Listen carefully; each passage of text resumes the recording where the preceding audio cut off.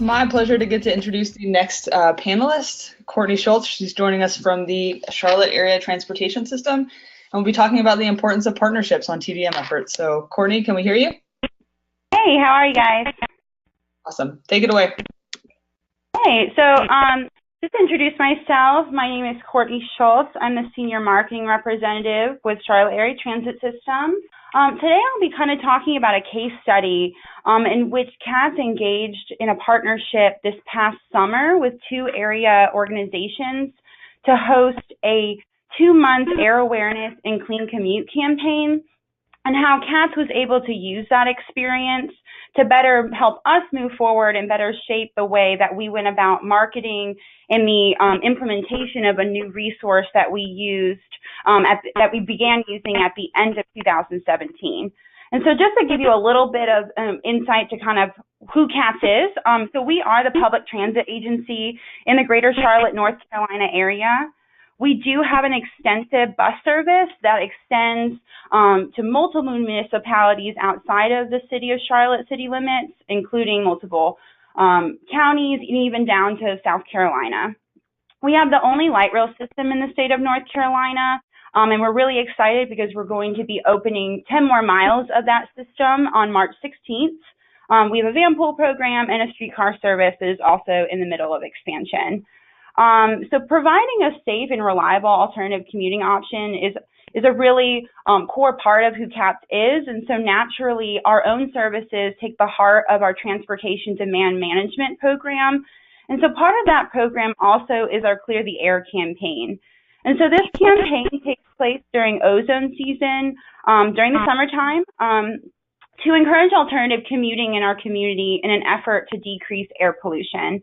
And so we've taken part in this campaign for many years, and it's taken on different faces and different mediums, including different advertising campaigns, as well as a couple years ago, we did a series of videos in which we highlighted real community members who alternatively commute every day to work or school.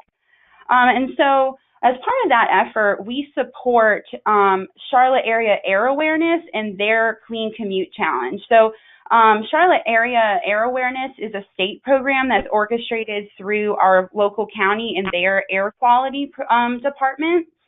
And so the Clean Commute Challenge really kind of takes the same goal as our Clear the Air campaign in the effort to decrease air pollution in the greater Charlotte area, but also adds kind of a competitive or incentive to it by giving individuals who participate the opportunity to win prizes. And so in the past, CATS has contributed through in-kind services, but this year we were really excited because we were able to add an additional partner, a local nonprofit called Sustain Charlotte, who added a technological component to the 2-month challenge. And so they had a commute tracking platform through Ride Amigos called Way to Go Charlotte. And so to participate in the challenge, we asked users to log their commutes during the 2-month period on their online dashboard and smartphone mobile apps. So they were able, so we asked them to log at least 10 total commutes over that 2-month period in order to be eligible to win prizes at the end of the challenge. It was really cool because users got to be able to see how they stacked up against other community members in terms of the number of trips they were logging, because we encouraged not only their trips to work, but any trips that they took to the grocery store or recreation, to be a part of the challenge. And it was really great to see networks formed. So these are basically teams of businesses, local community groups, bus routes that teamed up together to also compete against other networks on the system. What was a really critical goal for the challenge was to encourage individuals who don't typically alternatively commute to participate in the challenge. And so what was really great about the Way to Go Charlotte platform was it also had a trip planning function in which you could add a start and end location, and it would give you all the options you had in terms of commuting options from that start and end location. So we were really happy to see that, so that people could have a one-stop shop place to get that information.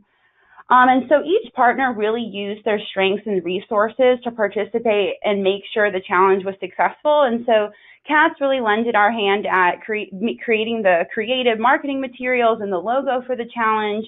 Sustain Charlotte was already the administrator for the Way to Go Charlotte site, so they continued that role and helped with troubleshooting issues. And Charlotte area air awareness was our helper with the prizes and helped to keep people motivated about earning prizes in that sense. And it was really great to see that each group had our own realm of influence, and so we were able to expand our reach beyond what we would have had in terms of the challenge's reach if we had worked independently. And so overall, we really felt like the challenge was a great success, especially since we were this is really a first time we were able to definitively see the progress the challenge made, particularly as it pertained to air pollution and or air pollution decreasing and the number of vehicle miles traveled that we were able to decrease through the challenge.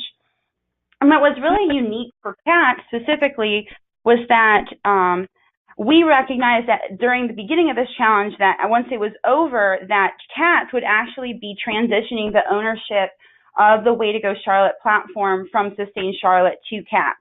And so this challenge really provided us a fantastic first glance at how the platform could be used to see how users were interacting with the platform. We were able to take on some administrative roles during the challenge and kind of test the waters that way. And see how that maybe we could fill some gaps in terms of our community and help link our own services to that platform. And so to start our transition, we just simply went to our users and just asked for feedback. We really wanted to see what our current users looked like and to maybe find ways that we could use our own services or link them to our services in that way. And also to get feedback on what could be improved with the platform. And so the biggest thing we learned was that there was definitely a communication issue for different ways with the platform. So users voiced that they weren't exactly sure how to log commutes, which was a main critical part of using the platform, obviously. And so even if there were resources for them to use, they really weren't sure how to navigate, how to get to those instructions. We also noticed that there might have been some confusion about the goal of the platform. So a lot of users were still logging their trips when they were riding alone or driving alone to work, which also kind of created a new opportunity for us because we had a comprehensive group of individuals that we could target and maybe encourage them to make some changing behavior to a clean commute option. Users also voiced that they wanted more contact and help from the administrators. Even if it was simply to just remind them to log their commutes each month. What's nice about the platform is that you don't have to log every single day. You could, if you chose to log at the end of the week or the end of the month, you could log it all at one time with a couple clicks. And it made it kind of helping introduce that to our users, kind of help make the platform seem as seamless as we want it to be. And we also recognize that our users really were motivated by incentives and being able to be in a competition. And so after the challenge, CATS really felt like we could transition really smoothly between the two entities.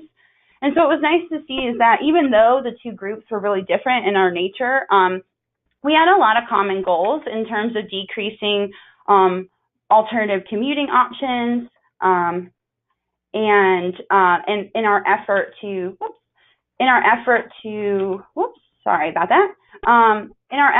decrease vehicle miles traveled. And we recognize that, so Sustain Charlotte up until that point when it came to incentives, they were hosting monthly challenges in which each month users could engage with the challenge, have an opportunity at the end of the month to earn rewards that way. And so we really liked that, and we really felt like our community members were really responsive to that. And so in that sense, we wanted to keep that. And so we knew we wanted to keep things that Sustain Charlotte was doing successfully, but also make some positive changes without being too disruptive to our users. And so the way we went about transitioning the Way to Go platform is we revamped the site to add more CATS branding, as well as kind of reintroduced ourselves as the administrators and more so as their point of contact and resource for not only the Way to Go Charlotte platform, but also for alternative commuting options in general. And so, like I said, we also added some more incentive programs. So we kept the monthly challenges because we felt those were successful, but we also added a point program in which users, if they didn't want to engage in the monthly challenges each month, they could still earn points by logging their commutes each month, and they could use those points in a way to go Charlotte store. And so that was nice. That was nice to be able to provide that for our users. We also added some more location data to the site, especially with the trip planning mapping, as well as our own services to get that information, because we really wanted to create a one-stop shop for our users to get all things alternative commuting, especially linking them to services they may not realize are already available to them, even if it wasn't a Charlotte area transit program or service. We still wanted to make sure that they were connected. And so we really just felt like this is a great opportunity for us to leverage our own the new resource with our own programs. We've been able to use it with our employee transportation coordinator program, which links businesses to creating their own alternative commuting options within their businesses, and really have been able to help them leverage this new incentive model to help encourage some alternative commuting with their employees. And so we're really looking forward to seeing how more we can do with the platform, and really just excited to continue partnerships with our local community. So at this point, I'll transition to any questions. I really appreciate you guys listening in. Thanks, Courtney. And I've got a great question here from Tara Curtis. Tara wants to know, how did you measure GHG VMT reductions? Did you assume that tracked commutes were shifts from driving, or did you ask that explicitly, like through a survey? So it was kind of a combination of our assumption. We kind of went into it just based on our knowledge of our community. We have a really significant,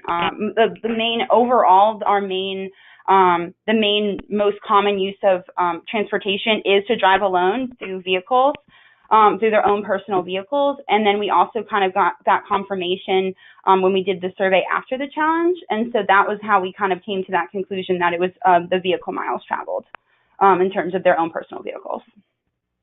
Excellent. I think that hopefully that answers your question, Tara. And we will we mentioned this in the chat section, but we'll also be saving all of these questions that don't get answered online.